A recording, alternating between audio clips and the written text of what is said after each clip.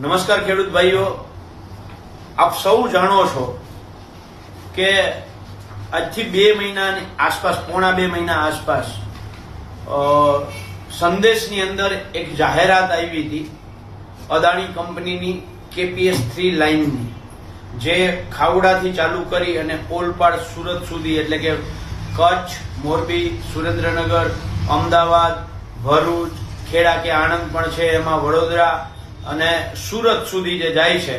આ ટોટલ 8 જિલ્લાના 26 તાલુકાના 497 ગામો જે છે એ આમાંથી પ્રભાવિત થાય એવી એ જાહેરાત હતી.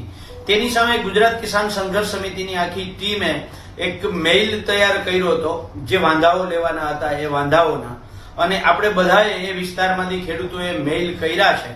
અમારે જયેશભાઈ સાથે વાત થયા પછી જયેશભાઈએ હાર્ડ કોપીમાં પણ વાંધા, એટલે આપણે રૂબરૂ જઈ અને વાંધા રજૂ કરી શકીએ એના માટેની પણ તૈયારી કરી છે.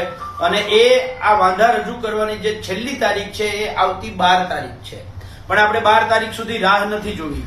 આવતીકાલે બપોરે મોડામાં મોડા 11-12 વાગે અમદાવાદ મકરબા ખાતે જે આ કંપનીની ઓફિસ છે, આ ઓફિસ ખાતે હું આ લાઈનમાં આવતા 8 જિલ્લાના 26 તાલુકાના 497 ગામોના ખેડૂતોને 2 હાથ જોડીને વિનંતી કરું છું કે આ રાક્ષસી કંપનીઓ સામે લડવું હોય તો તમારો 1 દિવસ કાઢો.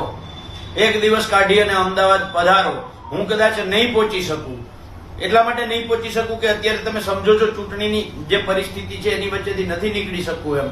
પણ આપ સૌ ખેડૂત ભાઈઓને વિનંતી છે કે આવતીકાલે બપોરે મોડામાં મોડા 11 થી 12 વાગે મકરબા અમદાવાદ ખાતે આ KPS3 ની જે વીજ લાઈન છે એની સામે આપણે રૂબરૂ હાથો હાથ આવી રીતે વાંધાઓ રજૂ કરવા જવાના છે.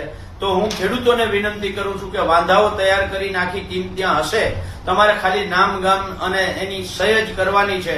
જે ખેડૂતોએ જાગૃતિ બતાવી અને કંપનીની ઓફિસે ગયા હતા અને કંપનીએ જવાબ આપ્યા છે એ પણ આપ જાણો છો. એટલે વારંવાર વિનંતી છે કે આવતીકાલે તમારો 1 દિવસનો સમય કાઢી અને બપોરે 12 વાગે અમદાવાદ મકરબા ખાતે અવશ્ય પધારો. જય જવાન.